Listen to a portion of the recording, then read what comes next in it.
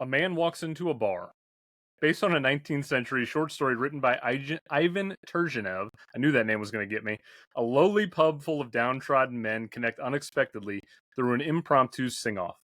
The Singers is a magnificent, genre-bending short film from director Sam Davis, who I am so fortunate to have here with me. Sam, I really want to thank you for taking the time out of what I'm sure is a very busy schedule to sit down with me for a little bit. Thank you, Andrew. I struggle with the name too. I actually need to, before this thing gets too much exposure, I better learn how to say it properly. Got to tighten it up a little. I knew the Yeah, Russian was going to get me. It was only a I think matter it of might time. be Turgenev, Okay. You're but already teaching me. yeah. Well, I don't know about that. It's All kind right. of a Well, guess. I really want to take some time in this period. We have about an hour to kind of talk through things. I want to really get into the technical side of things. I know you have a cinematography background. I Hmm. also really want to dive into the actors, the singers, and kind of that whole process. But before we get there, for people who might not be familiar with you and your work, I'd love to kind of get a little bit of the background of who you are, what got you into the industry, some of your inspirations. So if you don't mind, can we kind of rewind the clock a little bit back? Absolutely. Long story short, I grew up in a small town in Michigan. Wasn't necessarily steeped in the arts. Growing up, I was just sort of a naturally creative kid. Grew up drawing, and eventually found my way to taking still photos. And from there, got my hands on a video camera. So I knew I wanted to be a filmmaker from the time I was 12 or so years old. And then when I got old enough, when I was 18 or 19, I moved to LA. Started working here. Eventually, went to film school at USC. My focus there was cinematography. I still work as a cinematographer, but I've always really thought of myself as a filmmaker because I've always done multiple things. I've always produced, and I think that's just sort of by virtue of coming up and making films that were so small and that I wanted so badly to succeed that I was just gonna do whatever I could to make them successful. And so I found myself being much more involved than just as a cinematographer, even though that was sort of my earliest focus.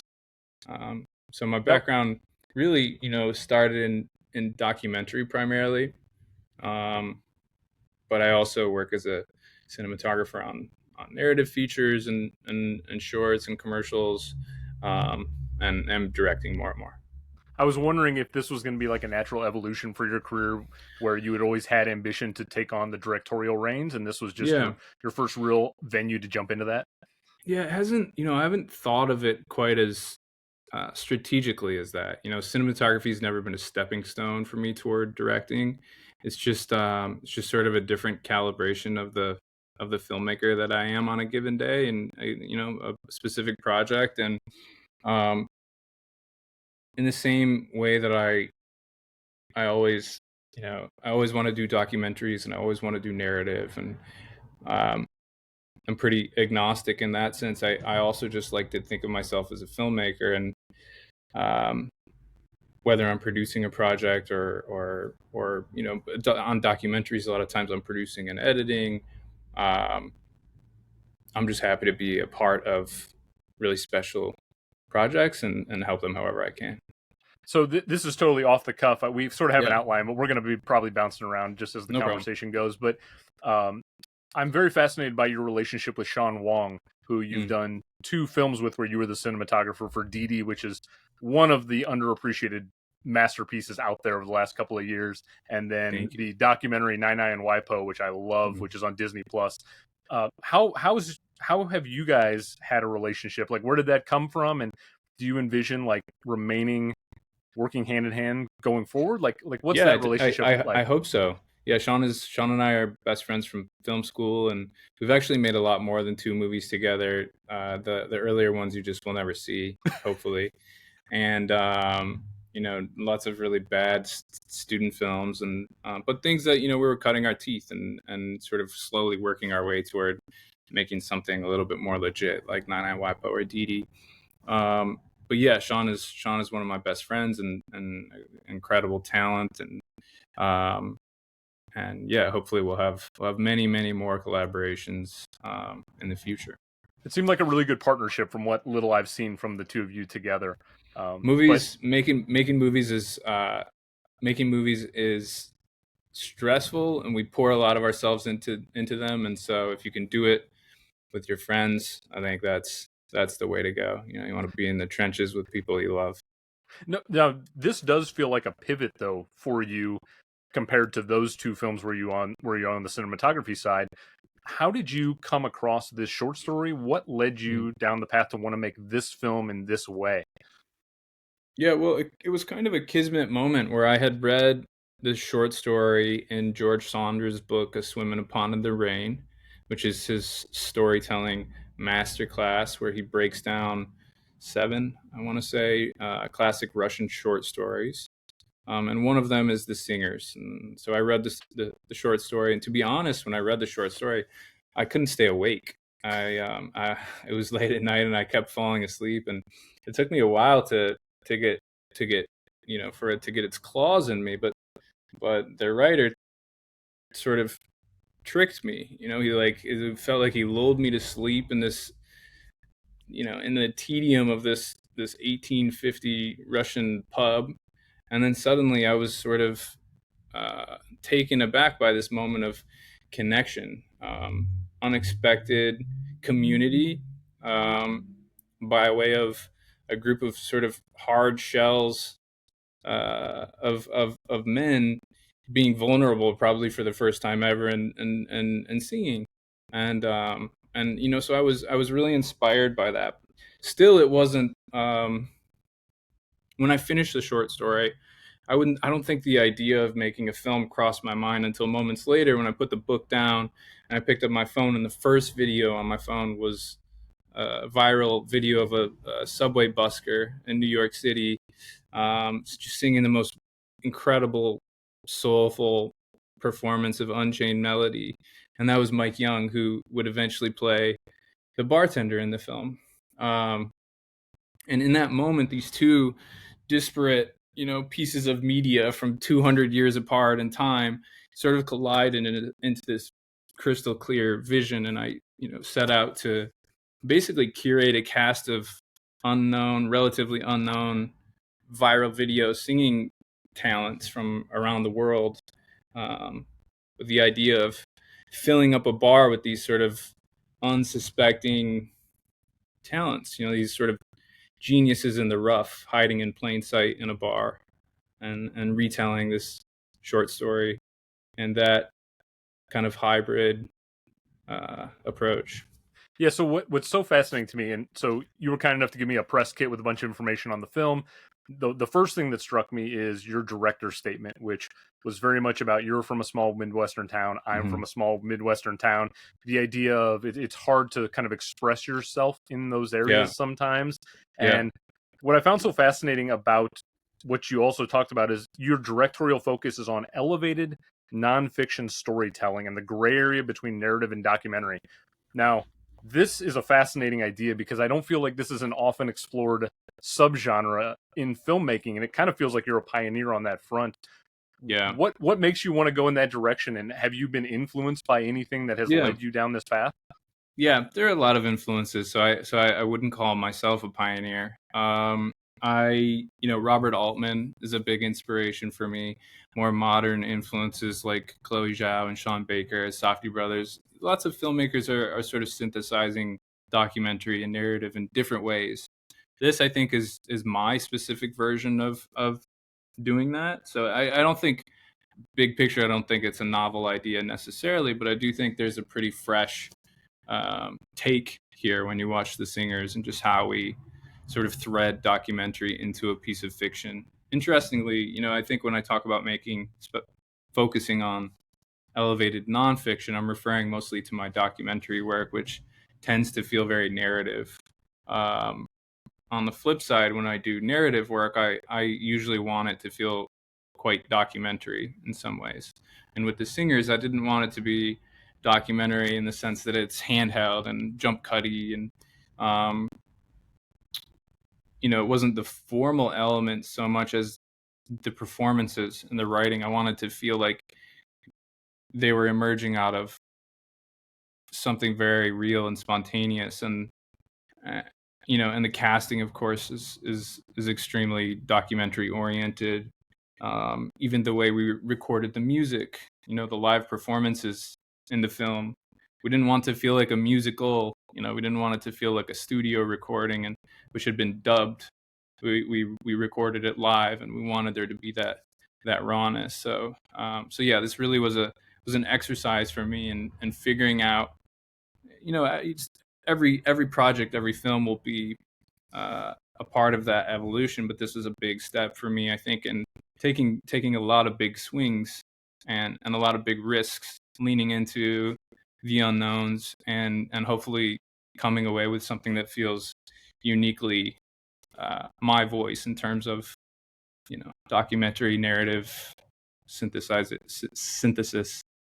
This did feel like a very singular film. I mean, I feel like I now slightly know you more than I did from watching Didi and Nine and Mm, Waipo, which feel much more like Sean Wong's stories, and this one very much yeah, felt like a Sam Davis film, and so I'm very excited to see what comes from you after this point. Chloe Zhao's a really thank you. fascinating comparison because I Yeah, immediately thought of The Writer, which is she has this way of blending in real people into this narrative. incredible, It's incredible unbelievable. film. Yeah, Yeah, so that's my favorite of her work.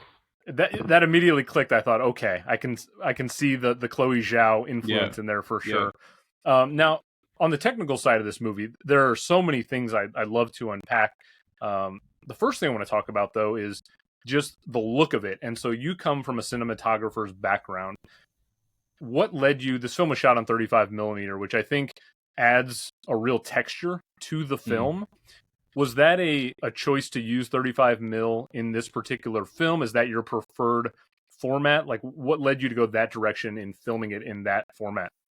Well, I love shooting film, and 35 is kind of king. Um, and it's based on a short story set in 1850, and we didn't want the film to be a period film necessarily, but we also didn't want it to be current. We wanted it to be very timeless and sort of fable-esque, which to me means almost removed from time. Film's very specific in some ways, but it's also very generic. We took down all of the TVs and club kino karaoke tablets and stuff, and from the bar, and we took down all the Los Angeles Dodgers signage, and we wanted it to feel, and the people too. It's a really random sampling of people. It's not like one specific demographic from one specific part of the country or even the world, of Judah from Australia randomly in there. So um, but the yeah, shooting on film was a part of the original vision right from the jump. And I told my producers, I want to retell this Russian short story and cast it on TikTok, all first time actors, and I want to do it without a script, and I want to shoot it on 35 millimeter film. And amazingly, they said, let's do it. I was gonna say, did you have to fight They're for that budget there? and they're insane. I think very very few people on Earth would have jumped at that pitch, but they did, and a lot of people did. Our cast and our bigger producing team, and I think now everyone's really really grateful that they did, because we've been a part of something pretty cool. Yeah, and I mean, like the texture of the film really makes it feel ethereal. It doesn't feel like of a specific time and place. It just feels like it's Yeah, just kind of out there on its own little plane of existence, which is yeah. from the very first shot when you see it from a distance and then the train goes by. It's just a fascinating piece. I'm also curious, with your background in cinematography, do you, as you're putting together a vision for a film, are you Mhm. starting with the cinematography layer first and then working your way into other areas, or do you maybe tackle the acting first and use the cinematography as like your safety net in the background? How do you Mm. integrate the visuals first, last? Like, how's your process for that? That's a good question. I would go back to my point earlier about just being a filmmaker. And so I think it kind of happens at the same time, at least on a concept level. So as I'm initially starting to articulate the vision for the film, um, and processing the story and kind of the way it might play out, I think I'm also seeing it and developing, that visual vision for it simultaneously.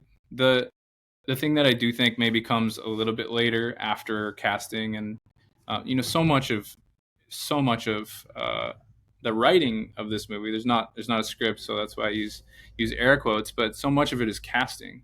and figuring out, you know, what these guys' stories are, because we're going to have them pull from their real lives. So that's like the source material that's going to be available to us when we set out to write the film on the day as we're filming it. So there's so much labor that has to happen between the initial conception and developing the look of the film and actually shooting it. I think when I get into like a little bit more specifically what lenses I'm going to use and specific shots that I have in mind, a lot of times those come a little bit later after, this cast has been curated and the location has been found. And it's a little difficult to get too, and maybe unproductive to get too in the weeds for me until I have more of the ingredients and can have a concrete, uh, some context for my ideas. Um, yeah. Did you find it was a challenge to come across the right bar, because it feels like that bar Hmm. was made for this film? Yeah. What was the process like to actually track down that location, because it is such an important character in the film? Yeah. Yeah. I'm glad we found this location. I we looked for months for a location. And originally, we were going to shoot it in Michigan. I'm from Michigan originally, and there was a specific bar that I had in mind. But it just became impractical when the cast started to grow, and we're flying people from Australia and the East Coast and the West Coast and Texas, and um, all of the resources are here in LA, um, and it's an easier city to get people into and out of, and so we decided to 3D model the bar that I originally wanted to shoot in, the exterior of it using a drone, and so the opening shot is a VFX shot, based on that bar. And then in LA, we searched and searched, and it's really difficult to close down a bar for 3 days in LA when you don't have a proper budget. At some point, we came across Moose Lodges and Elks Lodges in LA, and those are non-commercial bars that exist in almost all of the lodges. I think there are 15 or so in LA, and we started to scout those, and it was this perfect storm because you know, first of all, they were happy to make a little bit of money, and they were willing to close down for us for the weekend plus a day, and and it had this great look. It has this really lodgy wooden feel, and like I said, we had to strip a lot of the specificity away from it, and we removed about 100 moose um, Heads and decorations carcasses and and tchotchkes. Yeah. Uh, but my production designer, Michelle Patterson, and team, when I say team, the whole team, not just the art department, but there were so many volunteers, young filmmakers who were looking to get experience, and we really could not have done this without them. They were an incredible sort of army for this production, and everyone really bought in. But they took the bar back into time, 20, 30 years or something, maybe 40 years, and put the dollar bills on the ceiling, and just really, the location was a good blank canvas, and they came in and made it special. They made it magical. Um, yeah, so, it adds such nothing a but, texture to the film. yeah, yeah, Uh, absolutely. And then to capture all of that on celluloid, and it's a lot of layers of texture. well, and then the other key texture of the film is the lighting, which is Mm-hmm. so important in the work between. It looks like a lot of stuff is really dimly lit, but then you Mm-hmm. capture. There's like this billowing of cigarette smoke from so many of the patrons there, and I have to give you a lot of credit. I don't know if I've seen smoke captured in such a way. The film was just played here in St. Louis in the International Film Festival, and I had some people who saw it in person, Mm-hmm. and they said, "I think I want to take up smoking now after watching how Sam captured the smoke there." So I don't know if that's the best endorsement, but that's you We'll take capture it it. really well. I But had a how friend how who hard was the called it. lighting there? Yeah, it's funny. I have a friend from film school who I showed the film to very early on, and she loved it, and she said she called it emphysema poetry. That was her letterbox review. But I didn't know until then how magical cigarette smoke looked captured on film. Um, and now I'm, in love with it. There's something, the way it registers kind of blue on tungsten film, and um, yeah, the cigarette smoke, the faces, all of these layers of texture, and it was such a special and transportive uh, set, of everything that I've ever worked on. I think this was maybe the most um, just magical. You walked in; it was 100 degrees outside in Southern California, and you walk into this nondescript moose lodge, and you find yourself in a bar in the back, and it's really dimly lit. You're choking on cigarette smoke. Uh, all these faces that we had curated from around the internet are in partial shadow, scattered throughout the bar. Anytime we weren't rolling, someone would hop up on the piano and start playing, and guys would be singing, and it was so cool and so strange.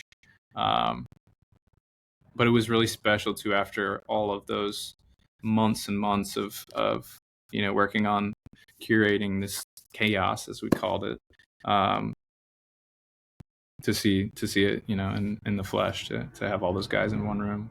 I think the best way to kind of transition to, I do want to unpack a lot of the guys in there, but the thing that I think really stood out to me with the work you do with the camera is close-up shots. And Mm, it really wasn't until I went back and I revisited Didi and I revisited 99 WIPO and then watched this again. You seem to have a really you seem to be really fascinated by the idea of close-up shots. You really capture sort of the wear and tear of a person's life really mm, well. It was very accentuated in the singers. mm. Um, is that just something you're fascinated by, Yeah, catching faces in a close-up, because it really felt intentional? yeah. I think as a photographer, I love faces, but also this film in particular was all about faces, and the lines on faces. These guys who sort of wear their experience Hmm. on their skin, and so I wanted to be right up in there. But it was also a very intentional way of creating sort of arc in the visual language of the film. The film starts really almost claustrophobic. It's almost entirely singles, close up, close up, close up. Everyone's sort of isolated, these individuals in their own little boxes. And as the film unfolds, the coverage starts to widen out a little bit and breathe, and connect the characters in the space.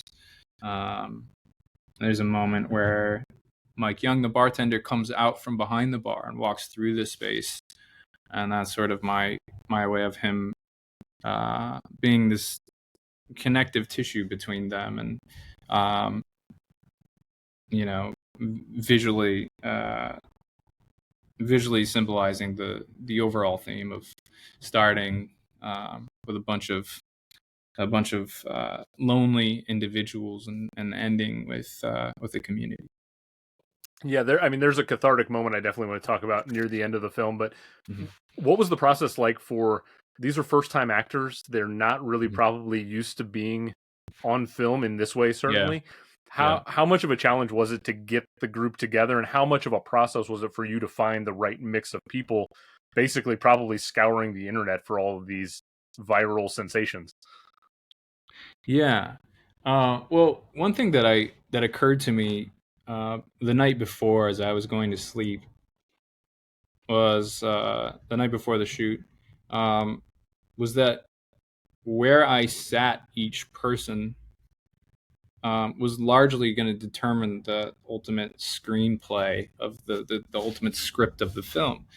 Because, for example, two war veterans are going to have a very specific conversation if they're seated next to each other. If those guys hadn't been seated next to each other in the initial sort of day one blocking, then that wouldn't have been in the film. Maybe something else beautiful would have, though. And so I was awake all night thinking, sort of strategizing who to put where, and um, but yeah, it was sorry, Andrew. Remind me this question. Oh, sure. I was just kind of asking, like, what was the process like to get everyone together, and how was Yeah. your casting process for it? Yeah. Well, the process was long and arduous, and uh, when you reach out to someone on Instagram or TikTok or YouTube and you say I'm an Oscar nominated filmmaker from Los Angeles, I want you to be in my movie, they think they're being scammed.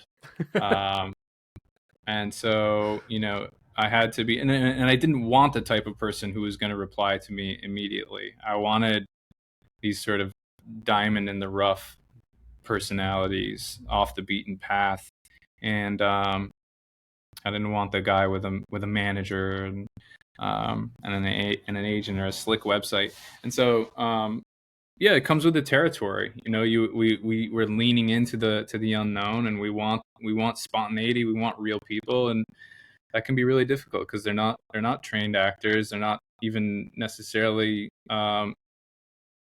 very savvy with the apps that their videos are on. So there's a lot of banging on the door, messaging over the course of months or years, and eventually getting in touch with people, and then trying to form enough of a relationship and enough trust that they were actually going to get on a plane when it came time to make the movie. So that was a lot of work, and but it's again, coming from a documentary background, that's everything in docs is building trust and forming relationships with subjects, and um, there needs to be a mutual trust. I have to trust that they're going to come through and be somewhat professional, and they have to trust that I'm gonna not scam them, or that I'm gonna portray them in a certain light. And um, Yeah, because there's so only yeah, so much, they can get on the plane, they can fly there, they can be at the bar, but then yeah, once you have this sort of ragtag group of people together who have never interacted with each other, right, you don't know how the dynamic's going to be between all of right. these Is it gonna be a gentlemen. fight? Yeah. So Yeah, how was the experience of getting all of these people together from all over the world to yeah. do this? Yeah, one thing we decided was that we weren't we were generally not gonna allow them to drink in the bar, which was tough because the bar was right there, Fully and I'm pretty stocked and sure, ready. yeah, I'm pretty sure a couple of guys snuck back there at lunch or something a couple of times, but um, there were no fights. Happy to report. I think everybody was genuinely having such a good experience and such a unique experience um, for most of them. This was the type of thing that they never imagined, being a part of. One of them was a guy who we found in a TikTok video of him in a fight with someone in a hardware store, and we got a hold of him via the hardware store, and they were like, "Oh, you mean Muffin?" I don't know what his name is, but you tell me. And about 5 minutes later, we were on a call with him while he was driving a tractor combine through a field, and he was like, "You want me to do what now?" And the irony with him, he's the heavy set guy at the end of the bar who basically just talks shit the whole movie. Um, and the irony with him is that he plays the sort of talentless idiot naysayer in the film, but when you watch him, he demonstrates so much acting charisma out of thin air, and so there's this sort of meta um, concept there where even he is just I find him so impressive and talented, and of course a week earlier he had no idea he was capable of acting. So there's just this sort of infectious energy, and I think everybody was really happy to be a part of something, and uh, something that they had never expected to. Well, and I imagine when the camera goes off, there's probably still a lot of banter happening between the gentlemen there, and Absolutely, a lot of you're that probably stuff is like in the wishing you movie. got it on film. Yeah. Yeah, yeah. There was a lot of rolling 20 minute long takes, and only Mm. shooting, because we're shooting cellulite, only actually recording 3 or 4 minutes of that. But they don't know the difference, because I don't slate. I don't say action and cut um, very often at all. I'm shooting like I'm shooting a documentary and just letting a moment play out. Maybe interjecting here or there to throw in an idea or a line, or asking to repeat something, or shifting the tone of the conversation in one way or another. But a lot of times, of that 20-minute take, the first 10 minutes is terrible, and then something clicks, and suddenly it feels truthful, and then my finger is on the button, and now we're rolling, and now we're cutting, now we're rolling. And we rolled audio basically 12 hours a day for the entire shoot. And so much of that audio, because we had a lot of the guys wearing lavs, so much of that audio made it into the film in this really intricately interwoven soundscape that plays, that sort of ebbs and flows throughout the movie. And if you really listen, there's a lot of storytelling even in that, that background audio, which I don't expect people to clock, but I think you can feel the integrity of the film, and it feels even more documentary when you can sense that that's not just like Walla, which is sort of like a nonsensical dialogue, background sound effect. You kept, every time I would watch the film, I would want to lean in a little bit closer, because Mm-hmm. you're hearing one conversation at the forefront, but then there's others. The snails, you're Right, hearing the snails conversation, but then there's right, other things happening in the background, yeah, and and that was you're only tricky getting too, bits because and pieces. exactly, and the trick there in the mix and in the edit was just to make sure the priority line was just intelligible enough over everything else, and finding that balance where it feels very natural and unprecious, but still layered. One of my favorite things about all of the actors is, you told this story on a different interview. You were talking Hmm. about Judah Kelly, and he's the gentleman who flew in from Australia. Yeah. And you had this really lovely anecdote where you were sort of panicking that you had flown him in and you weren't sure if you were going to find space to have him sing. And Hmm. then he has this beautiful moment in the bathroom, which is juxtaposed so well with everything else you're seeing in that moment. Hmm. How much do you live for sort of the spontaneity of creativity in that moment? Like, do you thrive in that, or do you get like panic stations when you're sort of in that moment? Yeah. Well, if I didn't thrive in that, I definitely wouldn't have made this movie, or the movie, if I had made it, would be a disaster, because this was all leaning into spontaneity. Yeah, pulling from my documentary background and leaving room for the unexpected. I just, I can only come up with so many ideas, but I believe so much in all of the other things that could emerge if there's space for them on the day. When you're there with the camera, and you're there with a bunch of interesting people and faces, and so that's what it's all about on this project. Is we had the sort of bare bones of the short story in terms of the plot, and everything else was completely flexible, so that we could do things like come up with a completely new storyline for Judah moments before shooting it, or Will, the guy who's sort of a heckler at the bar. That was completely him. We were just hanging out trying to figure out what songs each guy wanted to shoot the day before, and he just started doing that. He was just fucking with people and saying, could you help me? You got any cocaine, or could you buy me a beer? And it was so real. Like, I swear Will has done that at many bars in real life. And He's the one that steps to the piano, correct? yeah, Yeah. yeah. And so, like, it's a huge plot device, actually. But we didn't know anything. That idea had never crossed my mind until that point. And so we just had so much trust, and took such huge risk, um, in how open ended it was. But I think it paid off, because these guys all brought their own sort of personalities and perspectives, and dialogue. The dialogue feels so much truer than it would if I had written each of their dialogue. Muffin, the guy from Arkansas, I could never come up with the shit that he's saying. And so He was on one the whole film. Like, he's and just, yeah.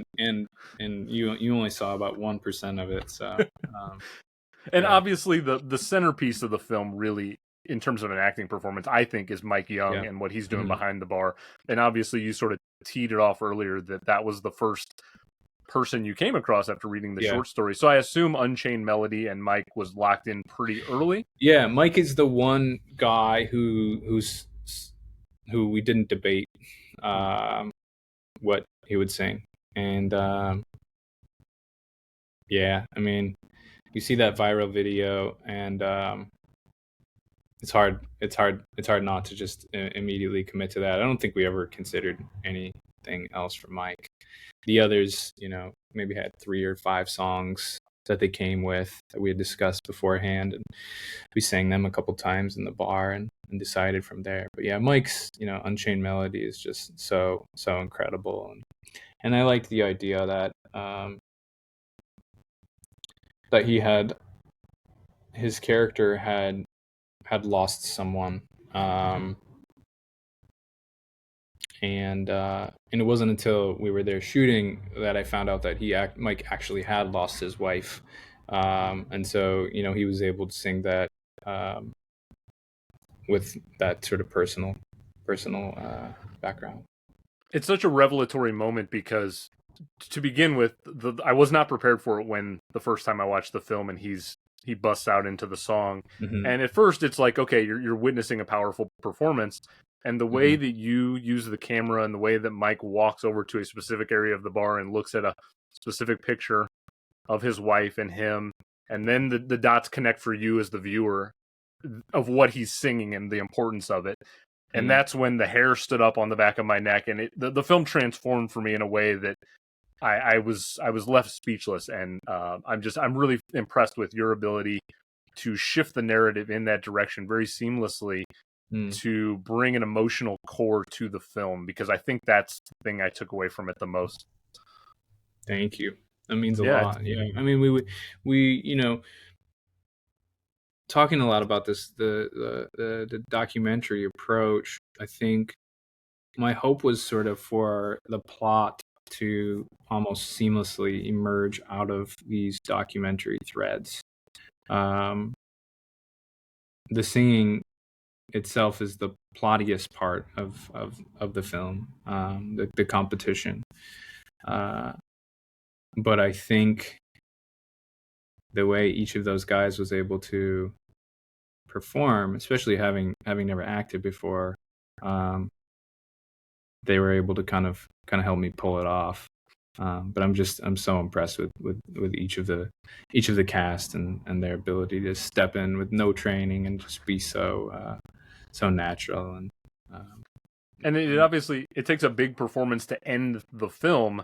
And Mhm. then there's a moment. I'll talk about the big moment for me, but there's a moment after the moment, and that's when Matthew Corcoran stands up and he's sort of quietly in the back of the film, and all of Mhm. a sudden he breaks out into this operatic voice out of nowhere.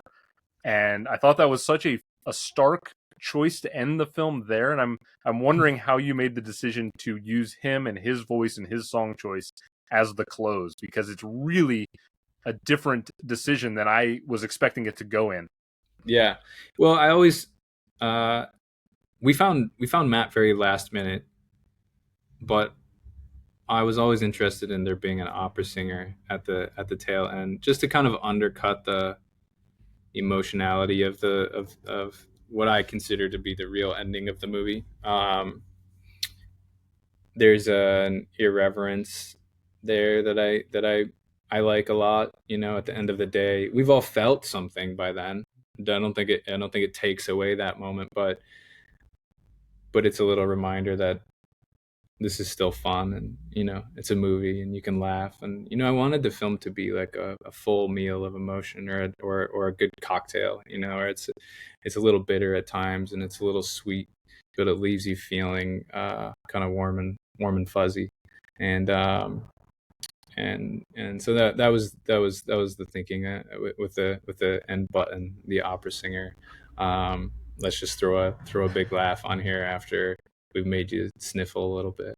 It was the perfect choice because it immediately made me want to restart immediately and be like, wait a minute, because it's kind of this wonderful tonal Yeah, shift after such a yeah, heavy cathartic moment.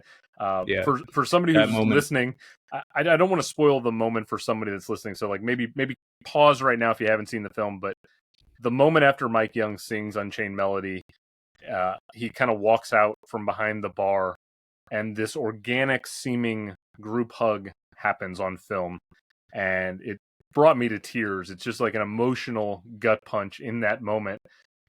I don't want to kind of ruin the magic of it because I think it's a really beautiful thing that I don't fully know what's true or what's not true, what's scripted or what's not scripted. But Yeah. if you could kind of pull back the curtain just a touch on like how that moment Yeah. came to be, because it is such an impactful moment in that spot. Yeah, of course. The moment in my mind going into the shoot was just two guys hugging. Um, is the guy who initially walks over to him with the cane. It was going to be a hug between the two of them, and during the shoot, I just sort of flashed on a vision of a big group hug. I started thinking, what if every guy got up and gave him a big old bear hug? And it's a hard sell, when you pitch it like that. And I wasn't sure that it would work, but like everything else, it was an idea that I felt inspired to try. And as soon as we tried it, everyone in the bar knew that it was the ending that we were looking for, because it didn't feel, it's of course sort of a heightened, exaggerated moment, um, not necessarily a realistic, grounded documentary moment, but I think you could just feel that it still somehow fit into the fabric of this film, and it felt earned. I think also for the movie to begin with a fight and end with a group hug, just seemed like a perfect sort of uh, poetic, full circle for this short film. I think it's a testament to you, quite honestly, that you could make it not feel forced or fake. Mm. I completely bought into that moment being earned, like you said, Yeah, because of the build up through the previous 15 or so minutes. That it truly felt like those gentlemen all had connected in a way together, and right. it was a fascinating. That was the moment. I don't do a lot of 5-star reviews on my Letterboxd page, but that was the moment where I was like, this is a true 5-star movie, because it's just like it really hit home for me. Again, your director's statement, it all kind of tied in together. That's Um so cool. I Thank you, love Andrew. I love the movie. It's incredible. Um Thank you. I'm gonna take you out of here with one final question. I'm so Cool. appreciative of you taking the time. I did not Of course. prepare you for this question. I always like to throw a little curveball at Yeah. people when I have them on. Okay, so Sam, you're a patron at the bar. Mm. The sing off is happening. What is your song that you're singing if you have to get up there and try to win that $100? Oh wow, that's scary. I think part of the reason I thought I would have Judah sing in the bathroom is because I was also thinking about what I would do if I can't sing, but if I could sing, I would probably be too nervous to sing in front of everyone. So I would probably go into the bathroom and try to work up the courage to sing or warm up my voice or something. Um, what song would I sing? Do you have like a go-to karaoke song? My go-to karaoke song is "Zombie" by Cranberries. That wouldn't have fit in at all. Um, I'm a huge John Prine fan, Hmm. and John Prine, I wish he was still alive. I would try to send him this film. I think it would speak to his soul, in the same way, typically we reference movies and paintings and stuff like that in order to make movies. His music, something about it, I feel like it informed some of the spirit of this film. So maybe I would have sung a John Prine song. I like it. Good answer there. Yeah. All Or right, Leonard Sam. Cohen. Oh, okay. There you go. We have Leonard Cohen in the end credits, which is so cool because I'm a big fan of his, and again, I think he's something about him that's his sort of persona and his Mhm. voice that fits into this world. So I could see like Nick Cave walking into this bar and okay, sitting yeah, down, and that cool. was another one that came to my mind too. Yeah. That would be cool. People have pitched me different things like, could you do a feature but jelly rolls in the bar and the crazy ideas. I'm flattered for all the interest in the feature length version, but I think I prefer the true Mhm. sort of diamond in the rough version of it. I think it's a nice thing to have a short story adapted into a short film in this format. I just think it works Yeah, better. It's succinct. It doesn't waste a single second of your right. time. You've really put a lot of thought into it. I want to thank you for sitting down with me for a little bit. I cannot wait for more people to see this film. I know it's making its way on the film festival circuit right now. I know you got a bunch of premieres coming up, both domestically, internationally. Do you Mhm. want to kind of plug some of the things that are on the way for you in the festival Yeah. circuit around this time? Yeah, we're kind of coming to the end of a really exciting festival run. It's been just so wonderful, especially for the guys in the film to get to see themselves on the big screen, being, sort of underdogs and largely undiscovered talents.